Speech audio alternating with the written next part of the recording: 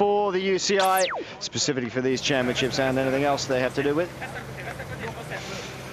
Live pictures then, out on the course. You are looking at the handlebars of Stefano Pirazzi from Italy, 20 years of age. This young man wearing the number 44 on his back. Let's bring you up to date with exactly what's happened so far. There was a long breakaway. We went away on lap 1. Had 2 minutes and 2 seconds by the end of lap 1. It was Andres Fritsch from Denmark and Jacques Jansi van Ransburg from South Africa. They were joined by Izad Hazanovic from Serbia, the national road race and time trial champion from Serbia. And the lead gradually whittled down and down and down and down until it was joined by Michael Lapp of France, Dinel of Austria, Florian Vachon of France, Michael Morkov of Denmark, Simon Getschke of Germany, and eventually Stefano Pirazzi coming out of the front of that little group. The group has been swallowed up by the peloton, fast moving now, but being controlled by the Italians we saw just before we came on air. They have, of course, Pirazzi up the road, just 20 years of age, has 3 UCI wins to his name already this year in the stage in the Giro del Regioni and one in the Vuelta a Lleida. So he's had a good season, certainly early season anyway. And another attack coming off the front, looks like one of the South African riders having another dig. Sean, the under-23s, completely different race to the one we've seen previously with the women. This is a sort of lottery race. We're never really sure what's going to happen in a race like this. No, well, certainly it's not like the elite race. No, certainly a totally different case. The race is not controlled as much, and the teams, you know, they do not ride as much for each other. So it's normally a bit of a lottery. Although this year we've seen the early laps there was a break, went away, and 3 riders, they actually pulled almost 5 minutes out, which is a surprise for the under-23s. Normally there's attacking all the time, and the race just continues for most of the day like that, and it's just eliminating process out the rear door. So it's a little bit different than I had big forecasting, but it's certainly livening up. We can see there on the front of the group the Italians, of course, they're marking a lot here, and there's a lot of attacks coming. I think it's going to go on, and it's just going to continue on like that, and once again I think we will see it just splitting in the end. The difficult circuit here, and when you race for a long time at a very high pace, it's going to break up the bunch big time. We've already seen Jacques Jansi van Rensburg on the attack. This is his teammate Jay. Well, that was his teammate Jay Thompson. There he is, trying to get across to Stefano Pirazzi, who's got about 22 seconds, or maybe a little bit more now, on the peloton. And the South Africans very active so far. The course has dried out nicely now. There's a good stiff breeze has helped to dry it out, as well as the sun, although up in the top of the commentary box the sun still struggling to get to us, but outside now people have shed their coats, their woolly hats and so on, and the course has dried up nicely for the under-23s. Very pleased to welcome into the box as well Emma Johansson. A wonderful result in women's elite race that we've just been watching this morning. I hope you followed it all on Eurosport right from beginning to end. Glad you could join us, Emma. Thank you. Now, tell us, first of all, congratulations, fabulous result. Our co-commentator Emma Davis was saying, hey, you watch out for this girl, she's a wild card. When she gets to the finish, she could really be there. If she's in the front group, she could really have a good chance. What did you feel on that last climb? Yeah, you know, it's always, I came to the last lap, and I thought, like, now I'm gonna have to give everything on every hill and every climb, and just hope that I can be there in the end. And when we came down here up the last hill up to the finish, I had my coach who was talking to me in there, and yeah, you need to take the wheel from Judith Arndt, because this is just like perfect sprint for her, because it's a little bit uphill, and I was like, yeah, I'll take her wheel. But yeah, I thought that she was gonna sprint, but she went for a long sprint or 600-meter attack, and yeah, it wasn't really. Maybe if she would have waited and been there in the sprint and just sprinted, and yeah, you never know. But that's what they told me, and I've been saying to myself the whole race more or less, and just hope that I can be there in the end. And a good result anyway, but just not quite what you would like. But obviously, you know, you can't tell until it comes to the last 100 meters or so. Can you tell us a little bit about the beginning of the race? I mean, we saw it. It looked a little slippery, looked a little dicey, and then the pace was fairly slow for 2-3 laps. And did you feel comfortable? Were you getting used to the course? What did you feel was happening within the bunch?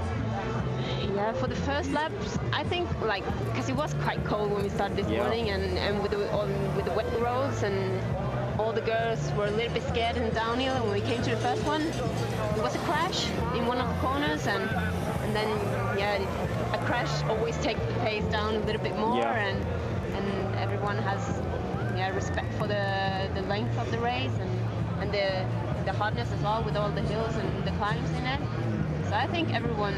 It wasn't really like you say, the first 3 laps was quite slow, and I was hoping for an easy beginning as well, to be able to be there and still be strong when it starts. Well, we've been round, Emma and I have been around on the bikes just for fun, really, to see what the course was like. Now, you've actually been racing in it within these. How hard is this course? I am surprised. Like you said, we were on the course yesterday as well, and like, oh my God, this is so much harder than I ever thought. Like, everyone was saying that this race, like, the course is going to be really, really hard. But yesterday I was like, oh my God, this is going to be the worst ever. Like, I didn't really have the confidence for the course. Yeah. But it turned out well, and it was hard, but it wasn't really as hard as I thought that it would be, the race. The Italians were absolutely dominant, weren't they? Absolutely masterful. They played a really tactically really good race. I can see you raising your eyebrows there. They were something else, weren't they? Yeah, it's amazing to see them, and I think as well, like, they are racing most of the year together as well, and it might be that makes the difference a little bit as well, because they are out with the national team, and they are doing quite some races with the national team, and then most of the girls that are racing there now, they are in the same team in Italy as well, so they know each other so well, and they know exactly what every rider can do, and that makes maybe the difference as well. How does it work in Sweden? Not as cohesive a unit, not as big a unit, I guess. No, that's the thing. We only have now today we started with 3. Last year we were 6, but with this course we have, like, Monica Holler. She's racing for Big Line. She's a really good sprinter, but this course is just too hard for her, and so we don't really have a big team in Sweden. There's so few riders, and we don't have anything to choose from. Well, the other 23 is now coming through the feed zone again. And we're going to go for a commercial break very shortly as the Brits go through. There's Stannard and Swift going through, and Johnny Bellis. Join us again shortly. A few more words for Emma Johansson, and we'll pick up the action from the race.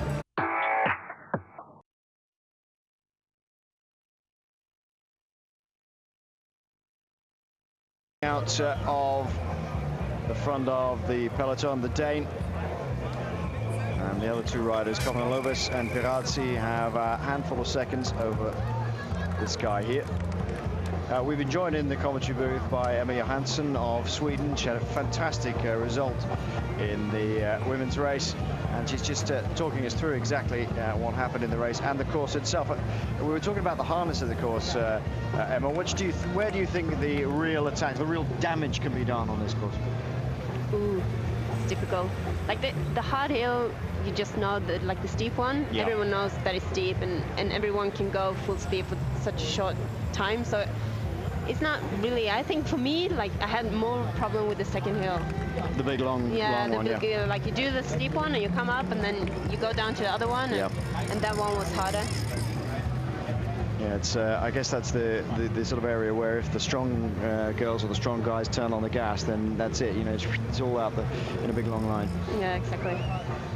These 2 guys have a bit of a lead at the moment. Kovalovas.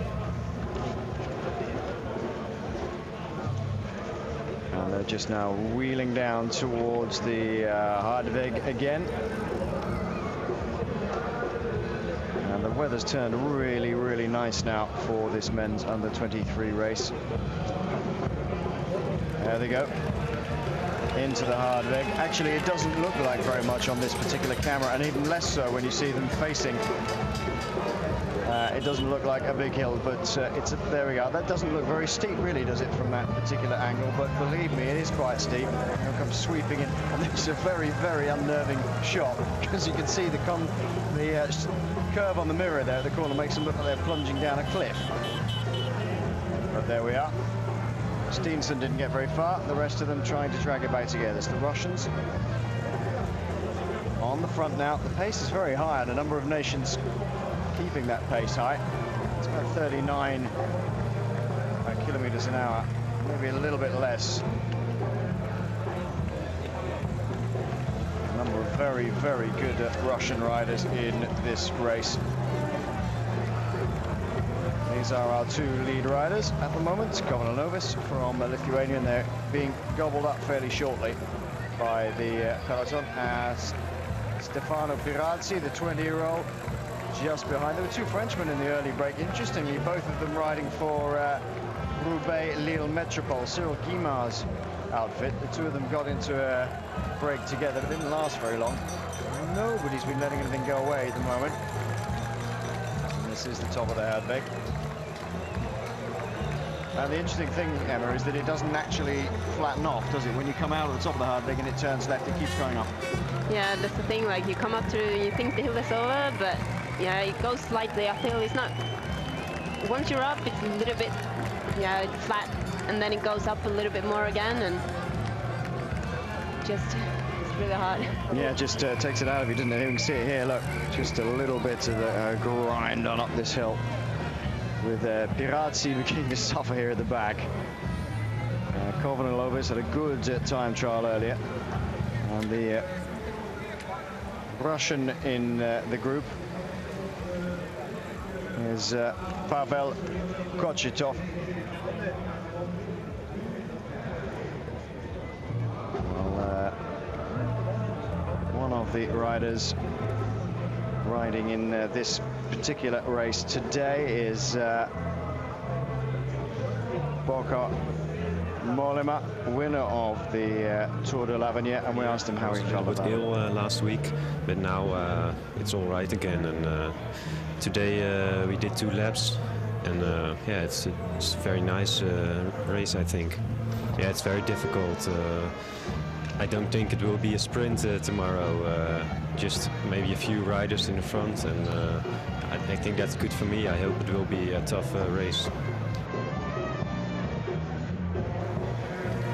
Well, the Tour de l'Avenir, of course, now on a national team format, and the Dutchman, Bokar Mollema, taking the victory this year. Oh dear. And poor old Kochikov.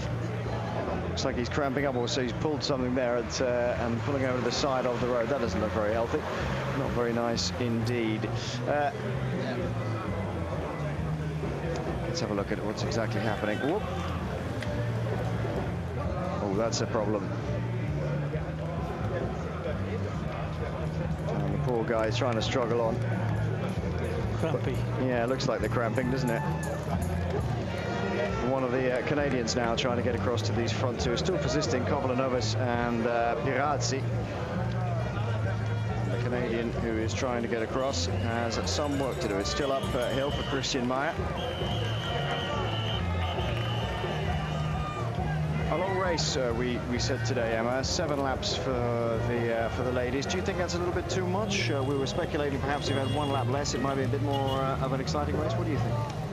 Yeah, I certainly think so. I think the length of the race and with all the climbs and everything in it, it made it quite a not easy race, but it takes down the speed, and everyone has so much respect for it. And it is like we don't do that many races in the year who's that long. Yeah. So it's a bit of a sort of wild card race, really. You don't really know what's going to happen. How are you fixed for the rest of the year now? What's the rest of your... Is this completely the end of your season, or have you got any other full commitments to fulfill in your racing calendar? No, this was it. Now it's over for the year. It's going to be nice to have a rest now. It's been a really nice year with a lot of nice races now in the end of the season. And yeah. to finish like with 6th place in the world. Yeah. Just, yeah. That's a terrific more result. than I could wish for, and it's going to be nice to have a rest now and just enjoy it. Well, certainly your teammate was rooting for you in the back here, and there was lots of jumping up and down and stamping of feet going on, as well as, of course, for Emma Pooley. What did you think of Britain's Emma Pooley? Yeah, she's really strong. She's really strong up here. You see that it looks so easy when you see her, and you're like, oh, it's amazing. And then, yeah, I know she's struggling a little bit downhill, and maybe the sprints isn't really far. If it would have been really hard, like uphill to the finish, yeah, she would have a, I don't know what she ended up now, like she was top 10 or something. 10th, yeah. But she's a really good rider. And a little bit of words then about the winner, the Italian girl, and about Marianne Vos. Just left it a little bit too late. What, was she waiting for other people to do the work, do you think? Yeah, I don't know. It's always difficult. It's like I come there again with all the Italian girls. They are racing so much together, and they work so good together. And you see the Dutch, maybe it's too much concurrence in the team for the Dutch girls. Yeah, it might be that no one really want to do the. I know that Chantal Bathman, she did what she could for Marianne, and yeah, it didn't quite work out for them, didn't it? And Bastianelli, Marta Bastianelli, very young, 20 years of age. How about that for a win? What? Excuse me? Her win was really impressive, wasn't it? She went away and stayed away. Yeah, it's really impressive, but yeah, it is like there again. You have the whole team backing up on her, and you just see how good they are racing together, and she can really trust them, and she knows that they are doing what they have to do in the back, and it's just amazing to see. That's wonderful. No, well, it really was great to see, especially in the last half hour. Emma, thanks for joining us in the commentary box. You can go away and eat too much, sleep too much, and train too little now for the rest of the season, which is cool. And hopefully maybe we'll see you again in the commentary box sometime next year. That'll be good. Yeah, probably. You never know, eh? You never know, eh? Next year, well, maybe we'll be toasting you on the podium. Who knows? Yeah. That'll be good. Thanks for joining us. Thank you very much. Emma Johansson. 6th place in the women's race this morning. A fantastic result. Congratulations to her. Well, all sorts of riders are drawn to the World Championship races. Riders from countries not normally known, and ones from the big countries as well, including France. So France want to produce another world champion. They want to produce some of the world's top cyclists. They've been trying to rebuild their reputation, and this is Rafa Ciuti. How do you feel at the World Championships? Well, I don't feel so good, said Rafa. I'm a little bothered. It's the month of Ramadan, which is very important for Muslims. I had trouble focusing on this World Championships. My shape is not as good as I want. I was disappointed with my time trial. It's hard to be the only Tunisian in the team. You know, out of 6 riders at the big teams, only 2 of them might have an influence on a race. There can only be 2 leaders or 1 leader in a team. For me, I am my own leader, and I'll try and follow everybody else. So Rafa has been around for quite a while now, touted as a real hope for North African cycling. And a little disappointing with his time trial, faded towards the end, and difficult to focus if you've got the restrictions of, say, Ramadan or something else on at the same time.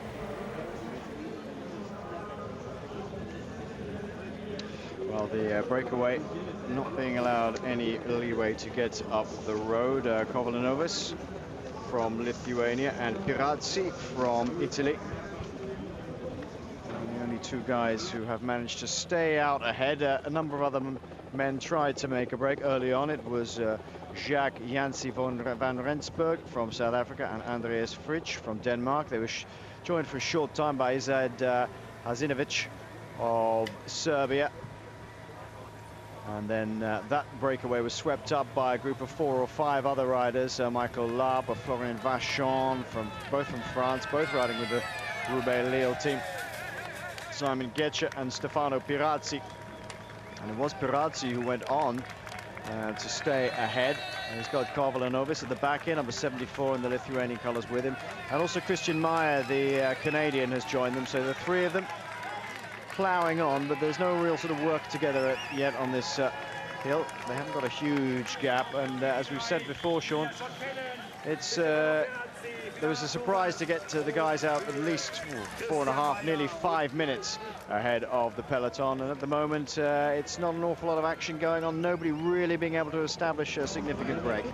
No, certainly not. But it is difficult. We can see in the bunch there's action all the time, and although up front they are working well together, our three leaders here are pulling along at a good pace. But unfortunately, in the bunch, it's action all the time, and there's riders riding on the front and then going in the attack on the climbs. They're attacking each other, so the pace is quite high, and for that reason they're not able to pull out an advantage here. And I think it's going to be the case because we're coming into the last 3 laps next time through, so it's we're getting to that final part of the race, and I think it will be action more so from the bunch here, and I cannot see anybody really getting away as we have these 3 riders in front in that case, unless a group of maybe 15 or 20 riders can pull away very strongly. But like we have 3 riders out in front, it's major difficult to do that at this moment because the bunch is rolling along, as we can see, at a very good rate, and riders having problems staying in contact at the rear end of the bunch. Yeah, it's Alexander Gottfried, the German, here at the back, having a little bit of trouble already. He's 2-3 bike lengths off, and it just sort of begins to stretch. Let's try and work his way back up onto the rear wheel of the Argentinian rider just in front of him. It's an easier part of the course, but still a lot of them having trouble. It's Mauro Ricchesi just ahead of him, and this is the head of our race with Kovalanovis pushing things along from Christian Meyer.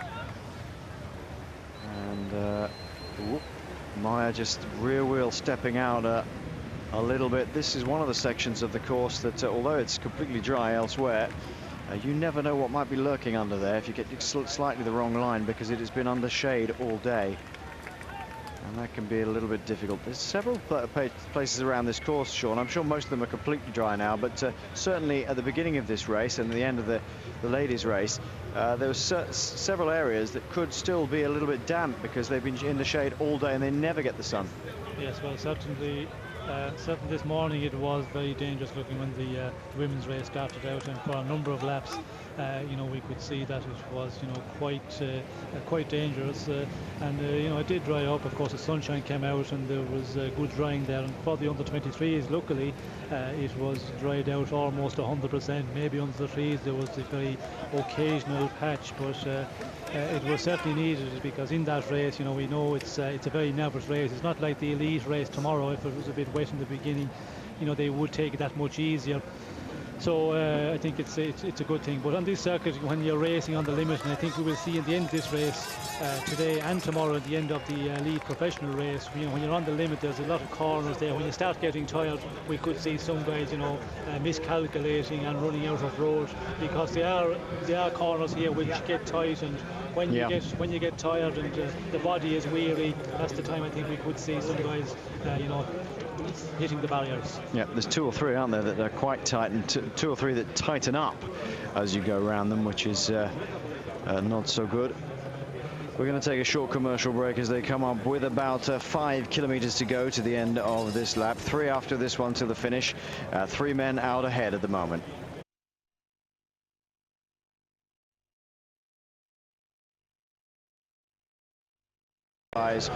With about 4 kilometers to go to the finish. There's still 3 guys up the road. Kovalanovis of Lithuania, Pirazzi of Italy, and the man from New Brunswick, Canada, Christian Meyer. Those 3 have been working reasonably well together, but now the peloton is beginning to fracture a little bit, Sean, because the pressure's coming on at the front. This long draggy finish long draggy section up towards Fürnbach village. Yes, well, certainly, tired bodies starting to come into it now, and we can see in the bunch here a group off the front, and it's starting to split, and certainly the bunch is lined out much more, and that tells us that the speed is high and the riders are suffering, and we can see here they're just starting to really go for it, and on this circuit, after the distance, although the race maybe wasn't as difficult as we might have expected in the under-23s, it still tells its toll because it is a very demanding course, and from here on I think it's the strongest men will survive and the strongest we will see in front. And it's looking like that group going off the front, we could see more of that, and maybe a group of 20-25 riders going off the front, and then later on maybe the winner coming out of that smaller group getting out again. But certainly a lot of action at the moment. 1, 2, 3, 4 riders have got some daylight between themselves and the peloton at the moment. Nothing really succeeding. Emma, welcome back to the box. You've been watching this over the shoulder of your teammate Emma Johansson while we've been talking to her. Nothing much going on early on, but they weren't allowing any of the brakes to get too far up the road apart from the early one. Anybody who went off the front, they're not happy with it.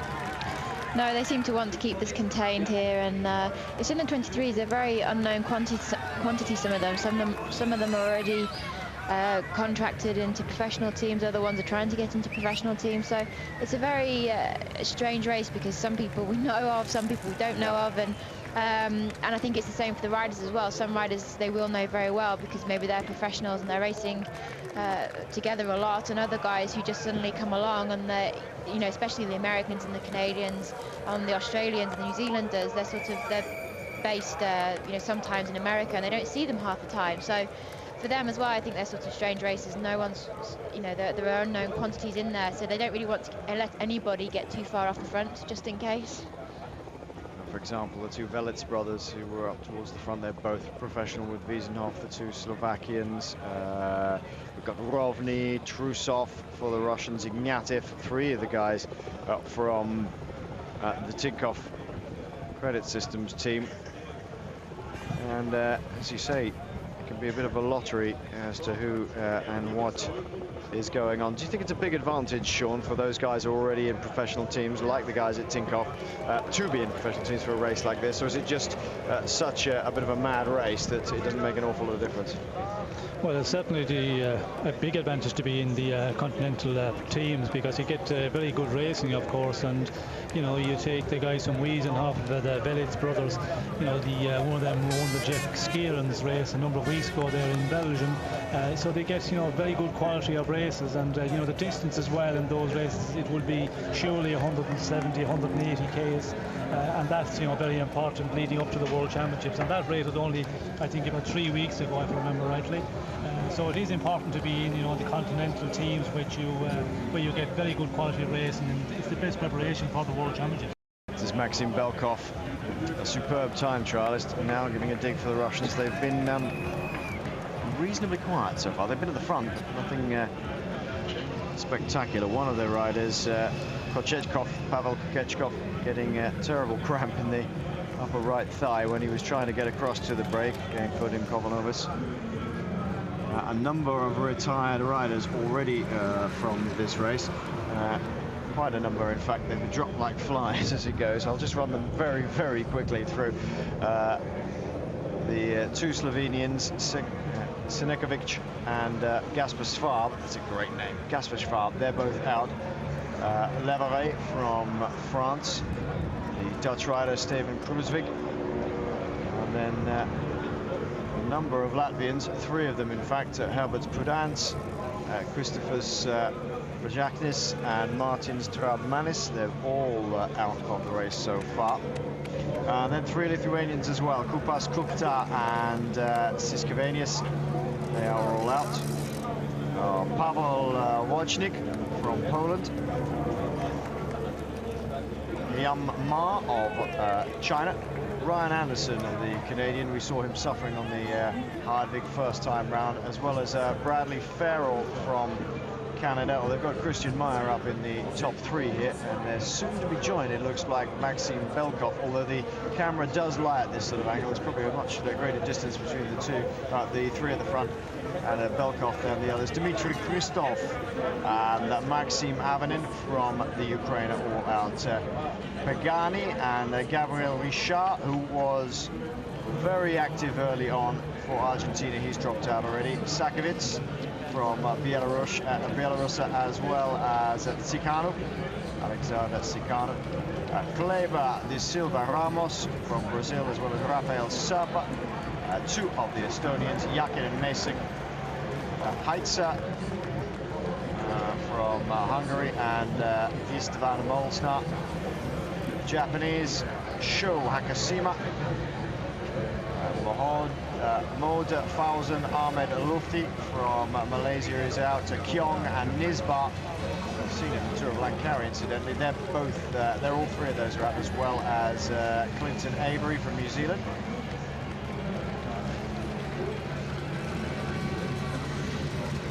Nikolai Stoica. Now, Stoica is a very interesting guy. He's apparently, I think it's Stoica, who's supposedly the first Romanian professional rider, Nikolai Stoica. He is out of this race. Marko Tomic from Serbia is also out of this race. Miloš Velakovic, also from Serbia. The Slovakian, Josef Palček. Konstantin Kalinkin from Uzbekistan, Victor Moreno from Venezuela, Ruslan Karimov from Uzbekistan. And that's it. So half the field are already gone.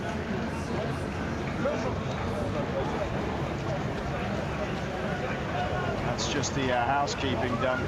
Now, Sean, there's a couple of the Irish guys in here, Mark Cassidy and Isaac Spears, both competing in this race, both of them still in it. How are they faring? When you've had close contact with the Irish team, what sort of shape are they in, and how will this course suit them? Well, of course, you know, it suits a rider that's in really good shape.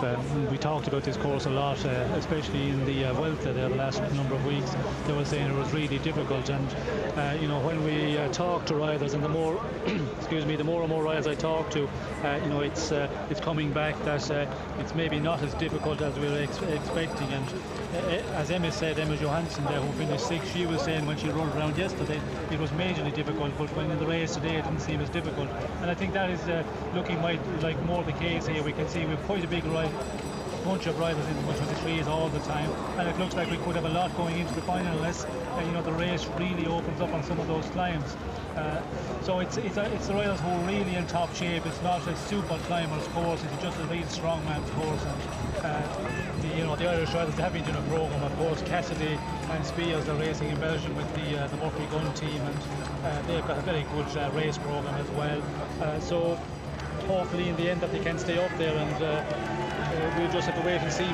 In the next 2 laps is going to be interesting. That's where all the action is going to happen, and I think if a rider has got it, he's got he's got the strength, he's got the depth, he can you know, do a result. Daniel Martin, of course, the other Irish rider, he's down in Marseille, and he's in a very good club, La Pomme, down there, so he's also got a good programme of races. So you know, we just have to see. I think the answers will be to that in the next 2 laps. Yeah, well, Daniel Martin's had some very good wins this year, hasn't he, on very mountainous courses, so I mean, he can certainly climb if he's got the speed. Mark Cassidy, what sort of rider is he? Punchy? He's a very strong rider, isn't he? Yes, well, Mark Cassidy is, you know, a very good rider. For this sort of circuit, it should suit him, you know, very much so if he's on a good day and if the form is right. He'd not be a good as climber as Daniel Martin, for example. He's a really, you know, good climber. But this sort of circuit, you know, will suit him because it's, you know, the hills are thrown in there and the time of recovery is not great. So for a rider who can climb well, he can still defend himself very well on this sort of circuit. And young Isaac Spears, only 19 years of age. How is he shaping up? He seems to be a very promising talent. Yes, well, Spears is he's coming, you know, through the academy, the academy in Belgium, which is, you know, with the Cycling Ireland, and he's one of the riders who've come up through the junior ranks, and you know, he's coming in out of the U23s, and he looks to have a lot of promise, and you know, he's performed very well this year. So it's really in the next 2 years where we'll be expecting results from him. Maxim Belkov using all his time trialing skills now. He's getting into that comfortable position, hands on the drops. Very good time trialist is Belkov, and doing his own thing now. Emma, the Norwegians seem to be supremely confident in their man, Edvald Boasson-Hagen. He seems to be really up for this win today. He's been much trumpeted as a huge talent for the future. He's been balled up, snapped up by T-Mobile for next year. They seem a little confident.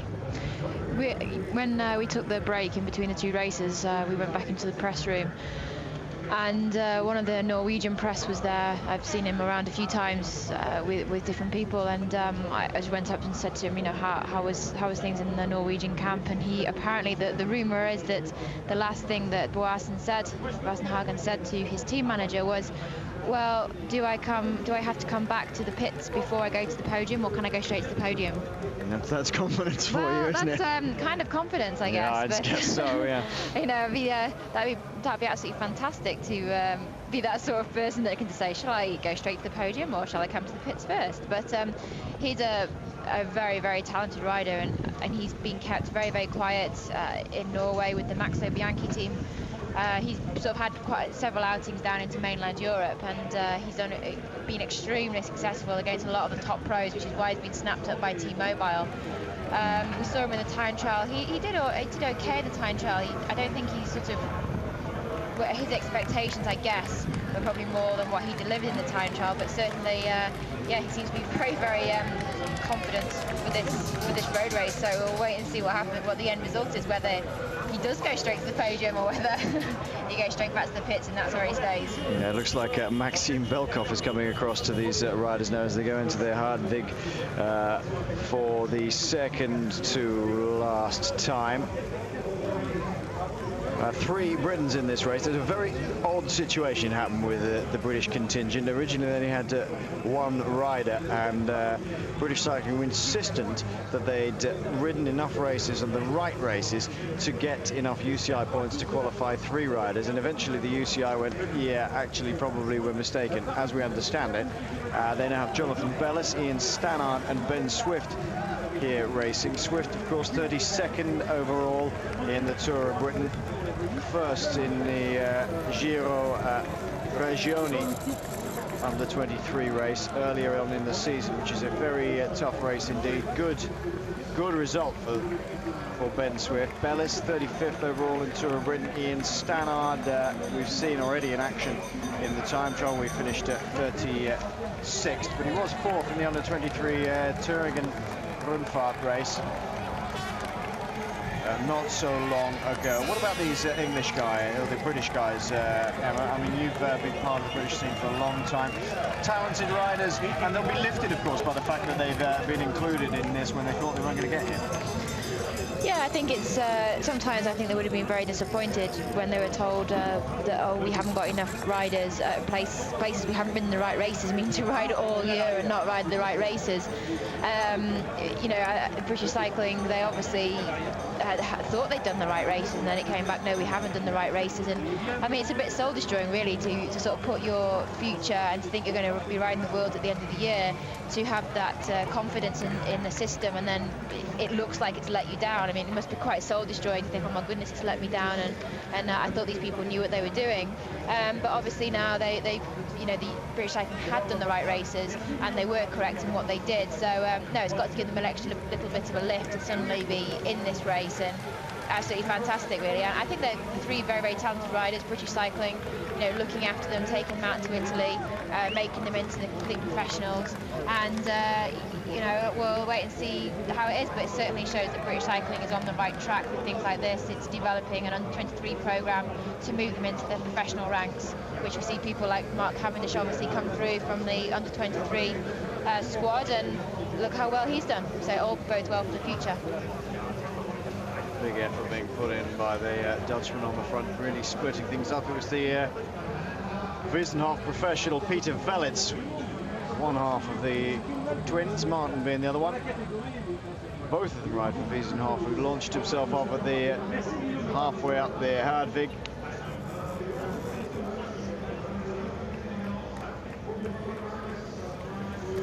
Well, maybe as Sean was saying, that there he is, Peter Velits is being joined. Now maybe the fact that these guys are riding in continental professional teams at a high level. Wiesenhof have a very good race program, as do some of the Russians with Tinkoff, although one of them, Nikolai Trusev, was really beginning to suffer. Velits just gives a little nod on his shoulder, say, come on, let's get going, let's get moving. Big Dutchman in his wheel, pulling along now is Velits. And are they going to share the work? It looks as though they are. That's good. And the others are finding it difficult to get across here, Sean. Yes, they certainly are, and you know, Velits see that the Dutch rider coming across to him. It's it's the moment to try and do something. And you've seen here that it's split, and there's a group of 3 coming across, and then another 1 or 2 riders in between that and the what's left of the main bunch. But it's certainly on the rivet stuff at the moment, and everybody's a little bit on the limit as we can see. It's just a number of bike lengths, but to close it down, it's taking a long time for these 3-4 chasers. Yeah, it looks like the style of Lars Boom to me, the under-23 world time trial champion, newly crowned, who's come across to Velits. They've now got 1, 2, 3, 4 riders. They swing left now underneath the underpass. This is where they start. They descend to the right, sweeping long descents left and then right, and then that long climb that Emma Johansson was saying was the one that she found the harder. As we were talking about this over the last couple of days, the Hardwig, yes, you can launch an attack, you can see how people's legs are, but pretty much everybody knows how hard it's going to be. But if you're in top shape, Emma, and you can stick it in the big gear, you can go up that second climb and really destroy people. Yes, I think the second climb as well, it's very wide. There's no real room to hide, whereas on the Hardweg, it's a little bit smaller, so you could sort of follow somebody up, you can be protected a little bit, whereas this, the second climb, it's so wide and all the elements are coming at you. So and if it's strung out like it is here, I mean, you look down, that's just one long bunch going along there, and you're just fighting for that wheel in front of you as well as going uphill at the same time. It's very difficult, and definitely the more difficult of the two climbs, because the Hardweg, it's over very quickly. I mean, it might seem like a long time when you're actually riding it, but it's over quite quickly in real terms with this climb here.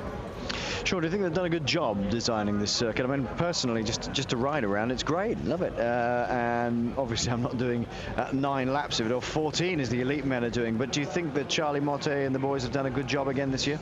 Yes, I think it's quite a good circuit, and we heard Charlie Motte talking there. He says the organiser designed the route, and they decide on the route. But of course, Charlie Motte, he comes along and checks it out to see for safety reasons that is okay. And I think it's quite a good circuit here, and it's it's a demanding one, and I think it's a perfect one. The distance of the laps also are okay.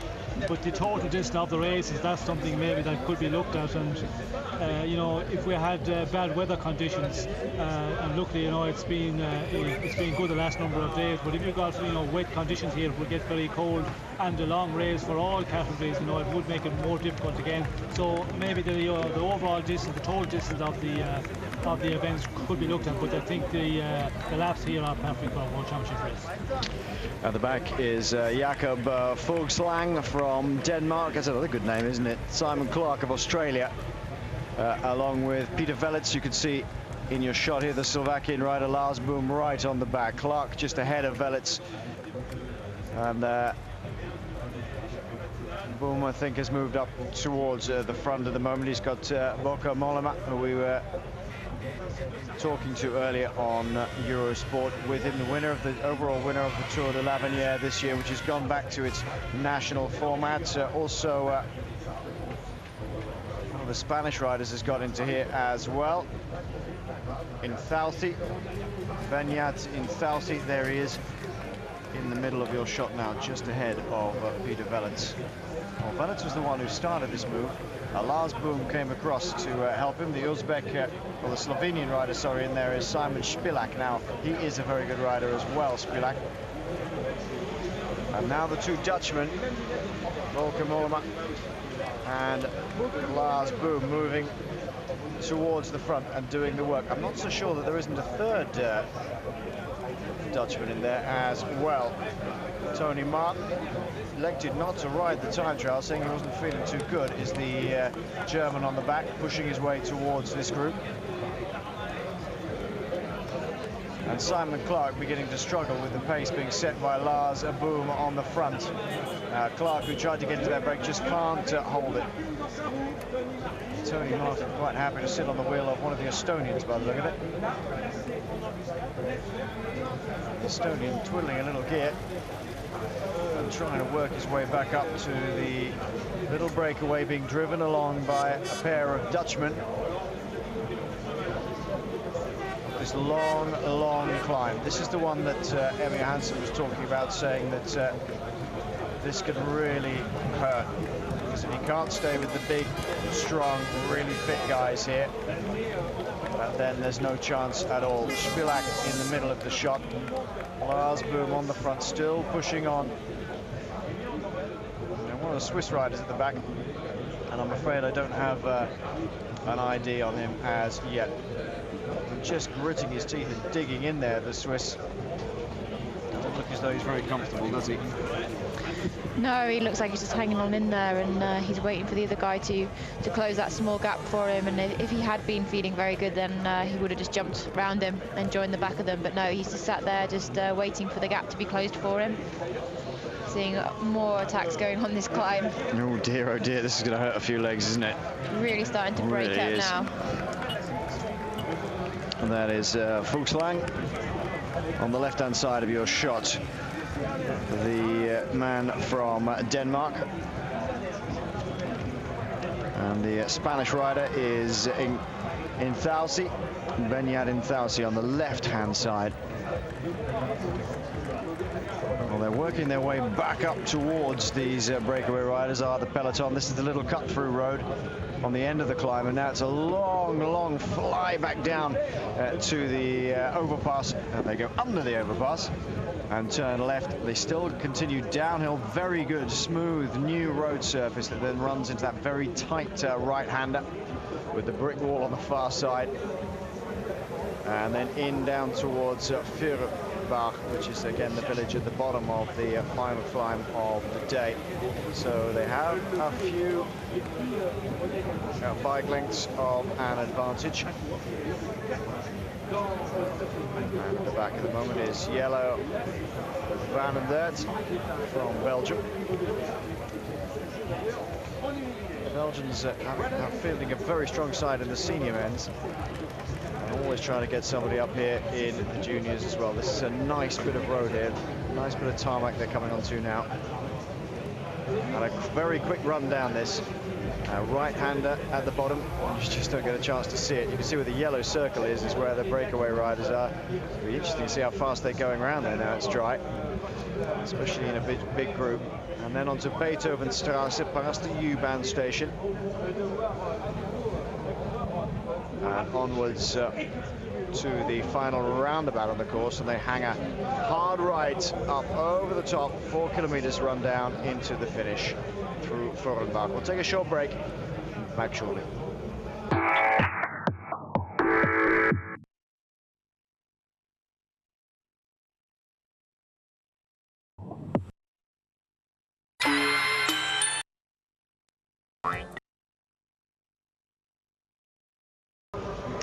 Lars Boom has launched another attack on that little rise that we were talking about earlier, where people just give it a little kick. And look, he's taking 2 men with him, and they've got a gap of about 5, 6, 7 seconds over another 9 men chasing, and then a reasonably big gap to a lone rider, and then way back to the peloton.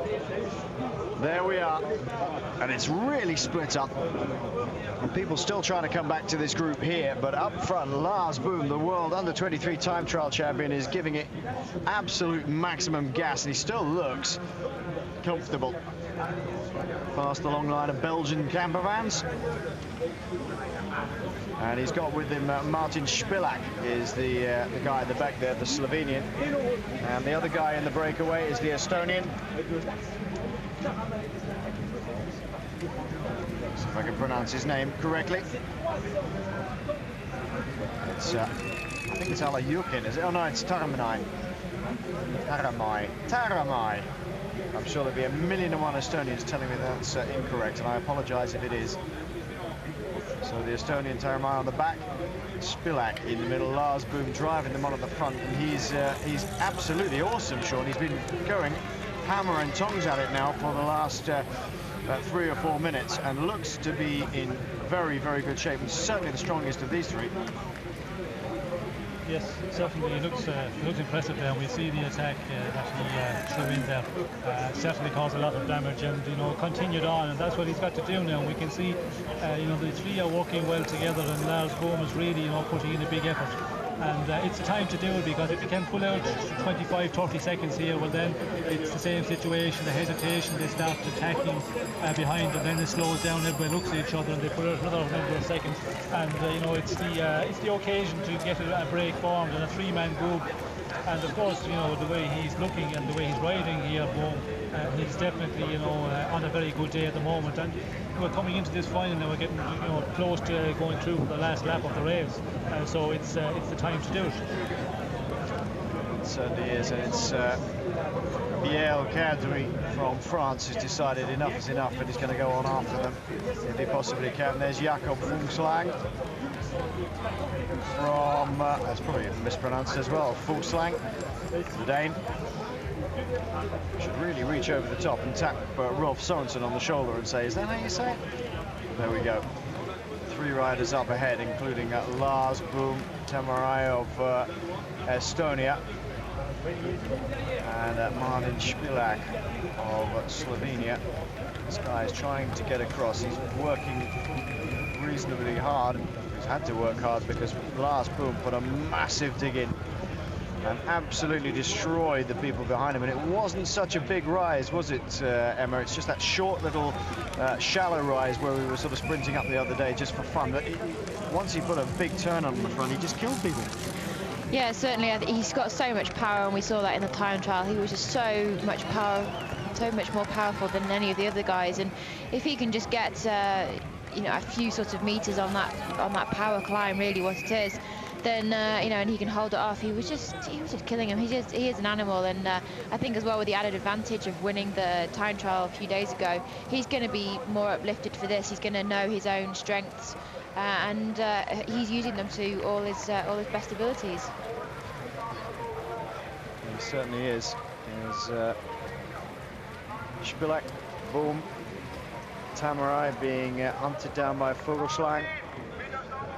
There he is behind them.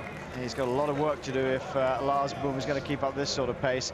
And behind that is Biel Cadry from France, who thought, well, enough is enough, as the teammate of Lars Boom was just hanging around at the front, just slowing the pace down enough to make it difficult for anybody to do anything. So Cadry is the man in no man's land, trying to get across at the moment. Good work by the Dane. Will he have anything left by the time he gets there is the big question, Sean, I guess. Well, if he gets on, first of all, you know, when you're in that position, you're in between there in no man's land. You have to give the huge effort to get across, and hopefully when you get across that you can get, you know, a bit of time to recover, stay in the wheels, and, you know, get your breath, recover a bit. And it's, you know, depends also at what time you get on, because if you just make contact at the bottom of the hill and then up front they start up the pace again, or Lars Boom starts riding the front at a pace which is a little bit too fast, you can have problems staying there. But, you know, there's no choice there. He has to get across, and you know, you just have to give the effort, get across as quickly as possible, and then just hopefully they will get enough time to recover. I think as quickly as possible is not as quickly as he would like in this case. Špilak now taking the turn on the front with Boom second, Tamarai third, then further back to Fuglsang, and the Norwegians taking up station on the front now, the peloton. We talked about Edvald Boassenhagen earlier, wanting to really do something in this race, and I think they've realised that Lars Boom and Špilak as well are just too dangerous to let go. They're too dangerous to let go, but really Lars Boom, after his showing in the time trial, if I was one of the Norwegian guys and Lars Boom went up the road without Boassenhagen sat there, or at least with him, or at least trying to chase him down, I'd be saying, well, hang on one sec, you know, the team can do so much for you, but Lars Boom is one of the hot favourites. Why, you know, so are you, so why are you letting him ride off down the road? So if I was one of the Norwegian guys, I might, you know, I still do my job to try and get the break back, but I would be a little bit disappointed that Boassenhagen, obviously, who is supremely confident after his comments made to his manager before he left for the start, wasn't with someone like Lars Boom, who after his time trial had to come into this race as one of the main favourites. Maybe that should be was supremely confident as opposed to, I don't know, maybe he's just really feeling the pressure now. But behind, here comes Fuglsang of Denmark, and the question is how far behind these guys are the peloton? Well, not far is the answer to that. Look, there's a second group coming out. And there's this is the group that they came out of, the escape group, and you can see just a bit further down the hill at the very top of our screen. It's gone out of shot now. There's some more riders coming across as well. It's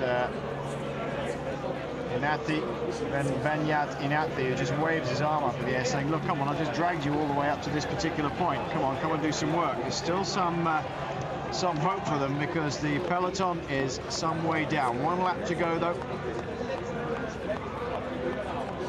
And Boom especially will have to just keep going or pushing on. Tamarai at the front, then Spilak, then Boom, and then Forestlang is on the back of that group now. Kovalanovas, I think it is, still in there. Then the Frenchman, Cadre. One of the Tinkoff boys, I think that's Ivan Rovny in the group, but it just saw the yellow helmet flash past, so it's definitely one of the Russian Tinkoff riders who is in the chasing group. And the Estonian Tamarai looking good. He's doing a lot of work. Spilak next, then Boom, and we'll get a rundown on exactly who's coming through. Spilak, Boom, Tamarai, Vogelschlang, and then Rui Costa of Portugal it was.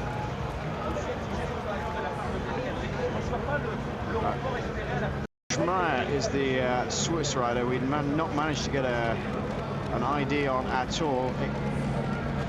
It's Ignatiev who is the rider from the Tinkoff rider from Russia in this group. Belka from Germany. We're now getting the rundown on who's coming through for this finish line. Tamarai takes the line first. And the bell is going, you can hear it in the background. This is the final lap, and it's beginning to really, really break up now. Everybody fighting. I tell you who has missed the boat at the moment, it's the Italians. They looked very, very confident early on. Just trying to hang on to things. Two of the Brits going through, Stannard and Bellis, I think.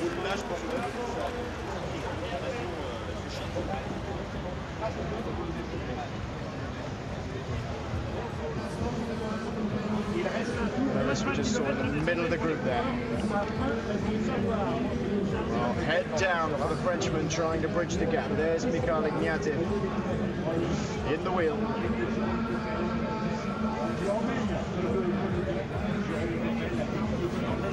And I think Ignatiev is in the group, but also, actually, I think Ignatiev is a bit further down the group. I think it is actually Ivan Rovny looking at his face coming through. So Ignatiev must be across in the second or third group as well, but Rovny, it looked like to me, in that chase group behind the Frenchman. Still tapping out a rhythm here at the front. It's all now beginning to explode completely as Spilak has a go by himself. He's not prepared to wait for the other riders to start playing around in this last lap. He knows that there's some very good riders on the charge, and he's made a good gap there, Sean. Yes, well, I think he realises that it's not pulling very well up front at the moment, and that's often the case when you get into the group out front and you get a little bit of an advantage. Those riders want to sit on, and we see before they came through the finish area, actually Lars Boom, we see him there, he was sitting on second position, and he was given a signal to the rider in third position to come round him. And if you start doing that, well, then riders start to look at each other and not pull their weight, and that's probably the reason that Spilak maybe decided now is the moment to try and get away, because there's riders coming up from the rear as well, and if he can get away here, there's a little bit of hesitation, get that 15-20 seconds advantage, then he's certainly in a very good position to go on, maybe hold on out front. Still the main group are fragmenting, but the chase group behind Simon Spilak of Slovenia is Tamarai, went over the line first, the Estonian. Lars Boom you've seen a lot of, Vogelschlang of Denmark, Rui Costa of Portugal, Kadri, the Frenchman, Ivan Rovny it is, the Russian in the group, Jelle Vanendert from Belgium, Borka Mollema, another Dutchman in the group, Infausi from Spain, Matthias Frank from Switzerland, Peter Velits from Slovakia, and Tony Martin from Germany. That is the official group behind. There's a couple of race radio names on there that didn't come up. Schmei, for instance, the Swiss rider, and Ignatiev. So those are corrections for you. Inval, that Boassenhagen we were talking about, has come through 51 seconds down in the company of Jérôme Coppel of France, one of the big hopes, and Daniel Martin in that front group as well, along with André Zeitz of Kazakhstan and Victor Rodriguez of Portugal. They're at 51 seconds, just ahead of them Plev of Russia and Pavel Chizilek of Poland. They're at 48 seconds. 8 seconds is what the Tamurai group had, and now this man Simon Spilak on his last run down this wide sweeping left-right onto the Herdvig. Question is, has he got enough of the legs to stay away? This is the chase group of Tamurai, Boom, Vogelschlang, Costa. Oh, look, they're really closing in now, and Emma, they want to hunt this one down. Certainly, yes. I mean, there's a few people in there. They wanted sprint finish, and we saw the last time they came through. We saw Boassenhagen. Boassenhagen, yes, got the name. Yeah. I thought I said something wrong. Boassenhagen, he was on the front. Obviously, decided he had to take up the chase himself. But these four here, they're still. We saw it in the women's road race. She hung on with only a handful of seconds, and it can happen again. And look at Rein Tamurai, the Estonian. He's got the bit between his teeth. He's really charging up here with the Spanish Inthausi having some trouble now in that front group. Here is the next group down. Matthias Frank at the front, and then moving back to the next group. They're all sort of spread out across the road in a big long line now. But Spilak being reeled in stroke by stroke by the riders behind. It looks a little like the Belgian on the left-hand side of the road, Jelen Van den Dert, who's coming up next to Spilak. Here he is, Van den Dert going to the front. The Belgians around the course will be going absolutely loopy if they can see this on the big screen. Amazing how many Belgians have turned up. There's Rovny on the front, trying to push on a little bit, with Rui Costa behind him, Peter Velits. And one of the Italians finally making his way up towards the front. And about time, I should think, for the Italians, because they were in charge a little bit early on. It's Simone Fonsi. Sean, do you think this is all going to come down to a sprint by the look of it, or are you going to get a small group going away on that last climb? Well, it looks like they're going to be all pulled in. We can see in the main bunch, what's left of the main bunch, big action here, and 5 chasers chasing down our lone rider who was out in front, Spilak, but it's certainly, once again, we can see they're not really working well together, and Spilak, of course, want to sit on here because he's making a huge effort, and the Spanish rider are also trying to sit in there and get carried along for a moment. So it's just getting unorganised at the moment, and when you see that and the way they're walking behind, we can see that main bunch, they're really going for it, and a lot of riders prepared to have a go here, and I can see it all coming back together once again. And for Boassenhagen, of course, he's going to play the card of work it clever, do very little, try and get to the end, and for a sprint he's a dangerous one because he's very fast, and this sort of finish I think will suit him. So I think he will be always thinking on that basis, if it comes back together as a sprint finish, I have a magnificent chance. But as Emma said, you never know when a group out in front, they can just hang out there, and it looks like they're coming back. You have them at 10-15 seconds, and people say, the riders think you're going to catch them, and then there's a little bit of lull in the main group and they pull away again, and it's often the case. And I think we see today with her the ladies race, that girl out in front, she just hung on out there, and I think a lot of the other girls were saying, well, she won't stay away in the last 2 or 3 Ks. So you just never know in bike racing, and but it looks like that group is very active, the main part of the bunch, the last shots we see of it. No real indication as to whether the Brits have made it across and are in that group. They certainly came through in the large bunch came through over the last time they came over the start-finish line, and the final time before the finish in the bunch. All three of them, in fact, Stannard and Swift up ahead, and then Johnny Bellis. So these are the 5 lead men. They're working together, which is good. Something we didn't see so much with the women. Yellow Van der Naert here. The Belgian, big, tall, lanky lad. Simon Spilak from Slovenia. Now the rider in the front group from Holland is no longer Lars Boom. It is Börke Mollema who's got across to the front here. Tamarai we've just seen. And the Spanish rider, U23.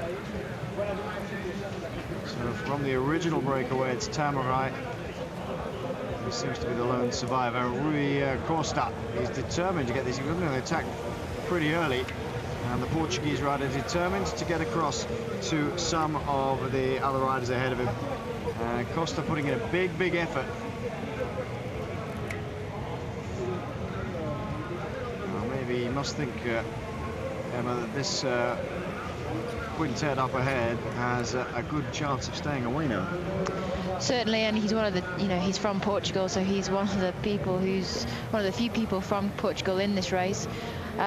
He doesn't really have a massive team like the Italians or the Germans or the Australians behind him, so therefore he has to make that decision. It's coming down to the last lap, and he has to just make that decision himself, and it's a split decision. Do I go after them or do I stay here?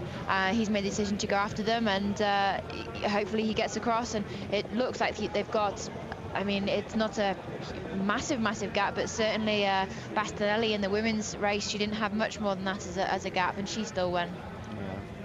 They're coming down onto the long winding. You see the sinuous descent here. First left, then right, down to the bottom, and then this long, dragging big ring climb, if you've got the energy, up to the top. And then across the top of the woodland in towards Vierenbach again, and the final climb up to the finish line.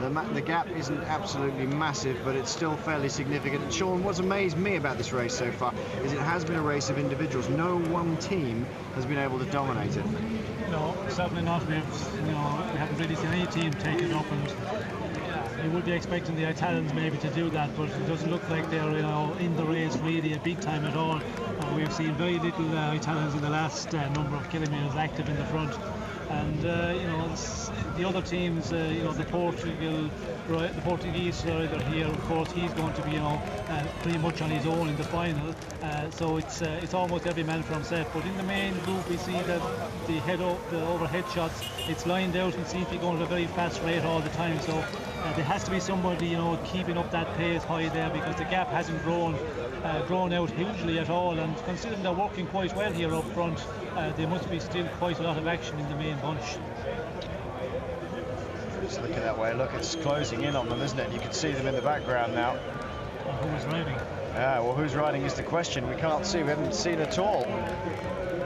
Spilak was the man who launched the second attack out of the group and formed this little quintet that was just joined by Rui Costa. But further down, there's some other riders coming across to this group. Now, there's a green jersey in there with a sort of V-shape on the back.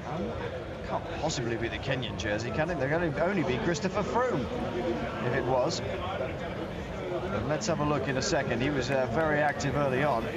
But do you know, I think it is. I think it's Kenya's Christopher Froome who's made it across to this group, next to Simon Spilak then, although the gap is being eaten up very quickly, and Tamarai is very hungry for this, the Estonian. He's gone away again. This is Van Dert who's trying to follow him on the left-hand side of the screen. Spilak just gripping the top of the bars with Froome right behind him on the hoods. And then a number of other riders are coming across. It looks like one of the Kazakhs who has made it across to the group as well, with his helmet slightly askew there and looking strong. Actually, he was sitting at the front of the group for a long time, the rider from Kazakhstan.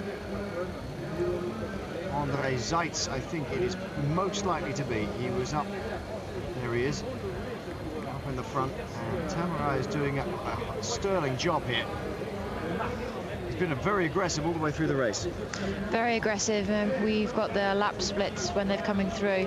We can see who's at the front, and he's always up near the front here, and he can smell that rainbow jersey. You know, it's not that far away for them. It's around about I'd say about 8 or 9 kilometers now to go. Probably around about there. A little bit less maybe. Probably even a little bit less, and there's a small group there, and certainly you don't want that peloton coming from behind, but it looks like the junction might be made by the top of the climb, but he's got to give it absolutely 110%. You can't leave the World Championship saying, oh, if only I had attacked here, or if only I had attacked there. You know, you have to give it 110%. All the time. The group is a bit big on the front is the problem. There's too many riders want to sit on here, and it's going to kill the group, as we can see that the main part of the bunch is going to make contact, and the only possibility is for Royals to attack. As we can see, there's 2 Royals going to attack. You know, if you have got the legs, this is the moment to get out of this group up front. This is the last of the big long climbs. There's a couple of little digs later on. We've seen it as you come out of that roundabout at the bottom of the hill. The long sweeping right-hander along Beethovenstrasse, and then a kick up again. It's still Tamarai and one of the Frenchmen who has gone as well, knowing that he has to attack. The Frenchman out the front at the moment is Guillaume Leveret. And as Sean said, this is really the only time to attack. There's a couple of others. Oh, Julien Simon, sorry, I think. My apologies. The final long drag. He's giving it everything here. Down the other side, plunge down underneath the flyover again, run down to the left, and the tight right-hander into Beethovenstrasse, where the U-Bahn station is, and then from there down in towards Vierenbach, again through more wooded areas. Got the tiny rise that we were talking about, the one where Lars Boom went a massive dig and destroyed everything, and I think that was probably the turning point, because although there had been a group that had gone away before that, Lars Boom really started the attacks going. So Julien Simon on the run down. Has he got the legs is the big question. Here we come down to the bottom of this road, and then onto the underpass. And the Estonian Tamarai still determined to get up there. He's going to go for a medal this one. He'll be so disappointed if he was to get gobbled up towards the end, because for me he's been probably the most aggressive man in the race. Certainly, yes, he's been very aggressive all the way from the start, and he's certainly leaving nothing to chance here. He's just going to keep attacking all the way to the finish line. Sean, which particular riders have you been impressed with so far today? Yes, well, of course, Tamarai, he's certainly, put in huge effort here, and Lars Boom, of course, he was very impressive when he went out in front, and maybe he gave it just too much gas when he got out in front there, because he was really making everybody suffer. And when we see him up front, he seems to be the powerhouse of that group. But maybe he's changed his tactics. Maybe he said, let's play it cool here and wait. It's going to come back again. And some riders, feel it's not possible to stay out there, but Julien Simon here, he's certainly going well, but alone out front is always going to be difficult to hang on unless he's really impressive in the last number of kilometers. But as we can see, there's the groups behind chasing. If they walk together well, it's almost impossible for one lone rider to stay out. Julien Simon by himself, and trying so hard to make that gap now. This is a long run down before the slight rise. Again, he keeps looking over at the camera to see who's there. I don't quite know why he keeps looking at the camera, but there we are. But you see the line behind those, Sean. I mean, there's just maybe 10 riders, all line astern, but not together. They're all on a great big long line spread out. Yes, they certainly are, and it's all action, and everybody is on the limit, or pretty close to the limit at the moment, and you know, the ones who are in the wheel and getting the tow along in the slipstream, well, that's the advantage here. And if it comes back together, you know, that's what you have to do that and just bear that bit for the sprint. But as we can see, it's just, you know, attack after attack all the time up front, and this group is just still holding off the main group all the time. 22 years of age, Julien Simon. Again, he's not won a race this year, a bit like the winner of the ladies' race. And now they're beginning to sit. Rovny at the front, just waiting. Riders coming over. And the Dutchman, Volker Mollema, winner of the Tour de l'Avenir, just taking a sip. He's got time to take a sip from his bidon and put it back in before he joins up with the Rovny group there. So this is playing in the hands of Simon. Maybe got inspiration from the ride earlier.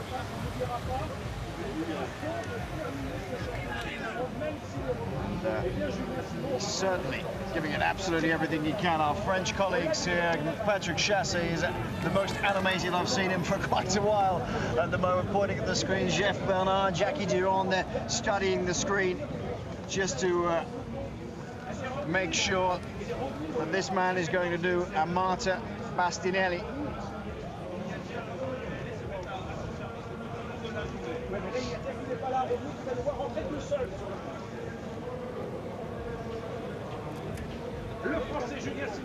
Ivan Rovny now using his time skills. This man has been touted as the most talented of the Russians in the Tinkoff team. Mikhail Ignatiev was interviewed several times saying, "Hey, you're the new star of Russia." And he said, "Well, actually, you should see Ivan Rovny. He's far more talented than me." And everybody's been starting to take notice of him. Julien Simon is out ahead at the moment. The rider pursuing him is Ivan Rovny.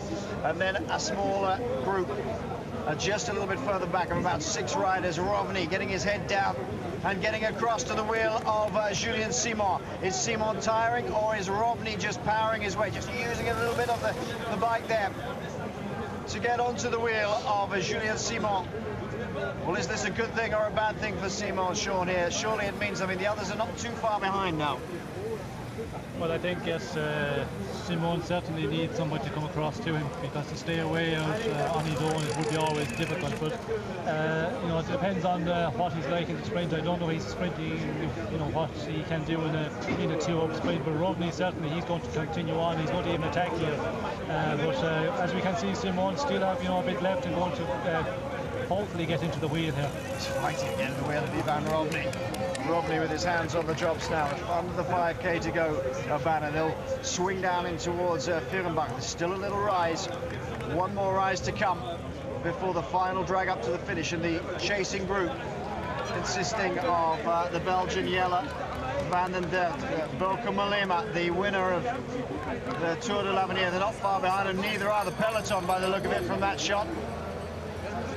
And Rovny sitting up a weeny bit and letting Simon come through.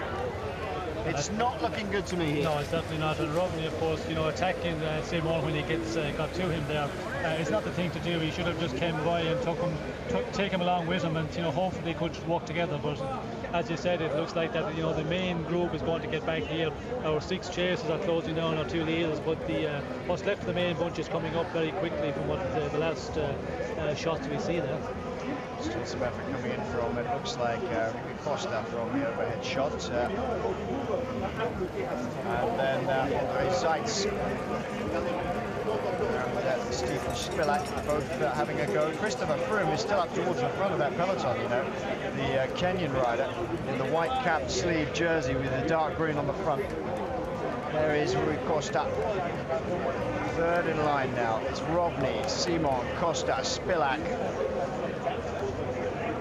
And then looks like one of the Poles who's made it towards the front. At the moment, Pavel Chiselek. Now down into the foot of the descent into Fehrenbach itself, and they're absolutely motoring through here now. It's all uphill from here, Emma. It's all uphill, and it's with about 3 kilometres to go. That's very good. Yeah. That was very good, wasn't it? 3 kilometres to go now, and, you know, they're starting to get a little bit nervous. And this is when the attack's going to start to go, and there we go again. Another Russian on the right-hand side of the screen. And is that Johnny Bellis or the Ian Stannard? Looks like Ian Stannard to me. I mean, they've got a good chance if Ben Swift's still in this group. We can't really see a long shot of still who is in this group. No, it's a big group now, isn't it? One of the Australians here as well, Lithuanian at the front, and they're all just lurking. Rovny's done his bit on the front. And that looks like Belkov again, who's gone to the front to do the work. I tell you, the guy who looks really dangerous for me here, Sean, is Andrei Zaitz, the Kazakh. He's just been sitting there. It looked like he's not breathing particularly hard, and he's managed to get across to each group, each attack every time they've got away. Yes, well, he's certainly been up there, Zaitz, but I wondered as he got the legs because you know, he started giving quite an effort here, and the riders who came up in that main group, a lot of them have got an easy ride. They haven't been, you know, going in the attacks, and that certainly, you know, pays in the end. So it will be interesting now to see you know, who's in this group. But I think it's going to be somebody who we really haven't seen in the last lap or lap and a half, who's going to come out here in this final kilometre and a half for finish. Yeah, who knows? It looks like it could be anybody. Rui Costa again trying to get onto the wheel of Jelle van den Berg to the top one of the again one of the Russians taking it up on the front. Costa fighting really hard, the Portuguese, and they're beginning to worry about each other. We've got one Italian in this group, one Russian, one Portuguese, one Belgian, one Norwegian, two Kazakhs now. There's one, and Kazakhstan in the front, and putting in a big effort. And they just got one very small gap there. Only takes the main pack now to start looking at each other. Well, that's the thing, isn't it? They're already starting to look at each other. I think that's where these two have managed to get out. Behind, the work rate is being upped to try and bring them back in. This is along with 1 kilometre to go. Well, it's anybody's guess, and Sean rubbing his hands. Hey, it's going to be right. Come on, guys. What do we think is going to happen? Is somebody going to get away? We can see two of the Brits in here as well. I think Swift is in there on the left-hand side of the shot. A little bit further back. And we can see the Australians are pulling in there for, I'm sure there must be, you know, some of the other riders who have a chance here. The only reason he's riding on the front of the mountain, he just pulls over with, and done what he was able to do. Of course, Hagen is lurking here. He's my man. Yeah, one of the Americans, I think it's Craig Lewis up towards the front.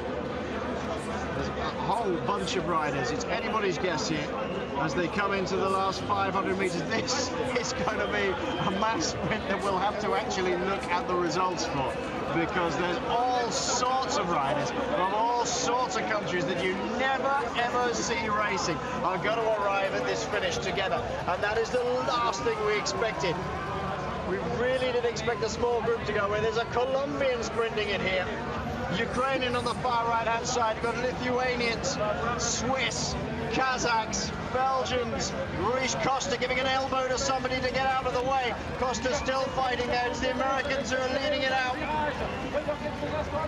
It could be anybody's race as they come up to the finish line. Nearly everybody arriving together. The big Dutchman on the front. One of the Slovenians coming up. Is a Slovakian or a Czech on the far right hand side. And the Kazakhs as well in the front. Good job of the Swift, and there's a big crash. Ben Swift, I think, or Bellis has gone over. One of the Brits has gone over in third place. You'll have to excuse us really not being able to call that one particularly well, because there's all sorts of nationalities. And one of the Swiss has gone down on the floor. That's Martin Kohler. A Frenchman also tumbling into the barriers at the same time. It's Kadri who was there. Oh, and who is the Norwegian? Let's have a look.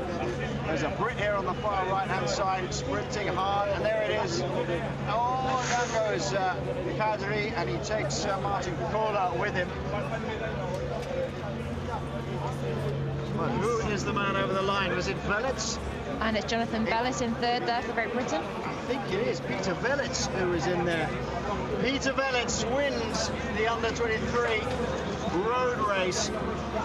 Velits, who is in the group, and Wesley Salzberger of Australia. The shot was so far back, couldn't tell it was an Australian, in fact. And Jonathan Bellis of Great Britain takes the bronze medal. Well, that was a spectacular finish, and one I don't think anyone expected, Sean. Well, yes, it's you know, it's a difficult one when it comes down to a sprint after such a difficult race. It's the you know, the riders who've got that little bit more energy left, and certainly, you know, Velits, he looked strong there, and, you know, put up a very good sprint. But it's a one. It's so difficult to forecast because, you know, we don't see them racing a lot, and you know, we don't know what sort of preparation race they've been doing, and it's certainly, you know, a little bit of a difficult one to say who can pull off a sprint when you see them coming in there. I think more of what I meant was that we didn't expect so many guys to get to the line in one group. Yes, well, that is the case, and as I said some bit earlier, with 2 laps to go, it seemed to be looking more and more like that from the women's race. You know, there was more got to the finish than we expected, and certainly the case with the under-23. So I think this circuit is proving, you know, maybe not to be as difficult as we were forecasting the last number of days. Well, what we see tomorrow in the men's elite race? Great bit of sprinting by Bellis, who was coming on the right-hand side, but Martin Kohler tangling with Kadri, the Frenchman, and going down. This is the final corner then, and you can see Velits here on the right-hand side in third position. And Velits coming hard on the right-hand side of your screen. Wesley Salzberger coming a fantastic way around the Australian to take the silver medal. His brother Bernie riding for the DFL squad in Belgium, and Wesley has always been riding for the South Australia Institute, and tonight there'll be some celebrations in the hotel because that was a great piece of sprinting. And Johnny Bellis on his wheel there. Here we are on the right hand side. Look out for Kohler and Kadri just tangling, but Velits going really hard. Kadri almost, I think it's the Dutchman perhaps swinging over towards him, put him off a little bit. Got into a difficult situation and took Kohler down with him, but no doubt about the winner. Peter Velits, the Wiesenhof rider. Oh! Now, is that count that he crossed the line or not? No, you got to cross the line with your bike. You've got to go get it again, bring it back, unfortunately. Oh dear. Velits, Salzberger, Bellis, then Tom Lees of the Netherlands, who's the big rider who was pushing across. Danilo Weiss of Switzerland, Jonas and Jorgensen of Denmark, Dominic Klemer of Germany, and Florian Vachon, the Frenchman, round up the top 8. Vitaly Buts of Ukraine, Andrei Zaitz of Kazakhstan making 10th, Yuri Sagan of Slovakia in 11th. Well, a really spectacular finish, Emma. Congratulations, Martin. Worthy winner. Peter Velits, sorry, Martin, it's your brother. We're going to do with Peter Velits. Velits were in the race today, and Peter has won the gold medal. I think the first gold medal ever for your country, Slovakia. Yes, that's right. And I think that it's a very, very important, good reason to be very proud of what you did today. Yeah, I'm very happy, but I will never did it without my brother, because he helped me last lap. He was chasing the group also, and if the group will go away, I wouldn't win. Can you describe the race, the last 2 laps, the most important? What's happened with your brother and the other riders in the head of the bench? Yeah, the last 2 laps were the most important. I tried to attack.